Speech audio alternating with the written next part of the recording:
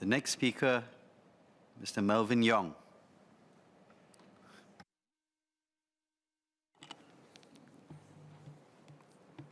Thank you, sir. I'll therefore take my own time. Mr. Deputy Speaker, I stand in support of the bill, which seeks to introduce reforms to make family proceedings simpler, more efficient, and to facilitate more sustainable maintenance outcomes. However, I do have a few questions and suggestions.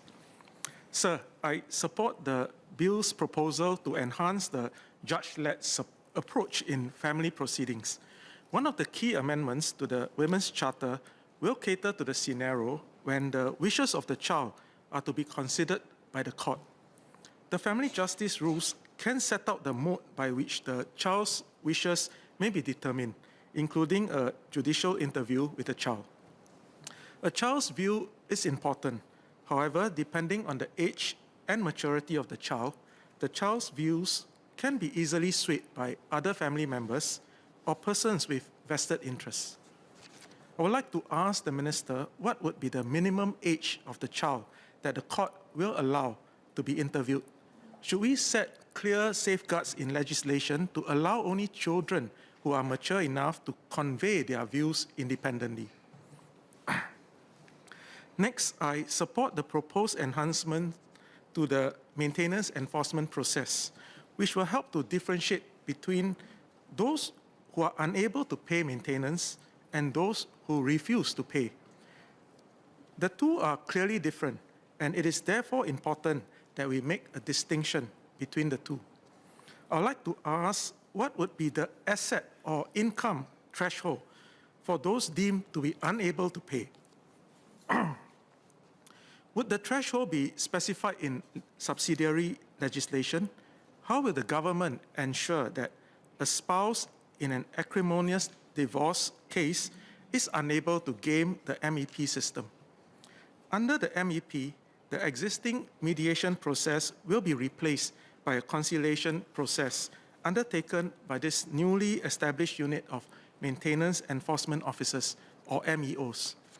Compared to the current mediation process, MEOs will be accorded powers to actively seek information and recommend practical solutions to the parties involved.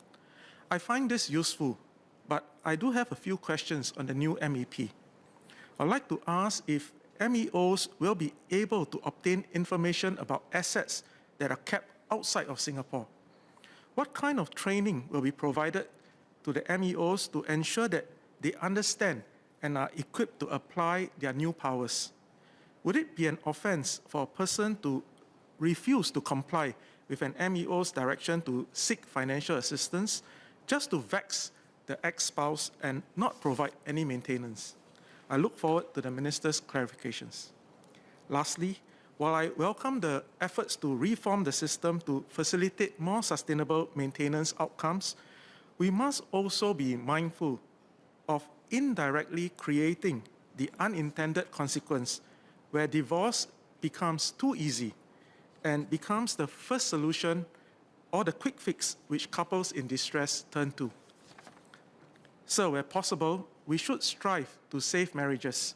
We must redouble our efforts to strengthen the institution of marriage so that we have stronger marriages and lower divorce rates.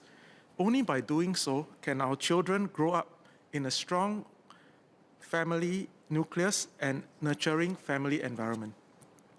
I've raised in this House various ideas on various occasions on how we can do so, from improving the quality of our marriage preparation programs to having more campaigns to help couples reaffirm their marriages at key milestones. I hope that the government will consider my proposals. Sir, the reforms under this bill will help to strengthen therapeutic justice elements in the family justice system and help families in distress to heal and move on with their lives. But even as we facilitate more sustainable maintenance outcomes, we must always remember that prevention is better than cure.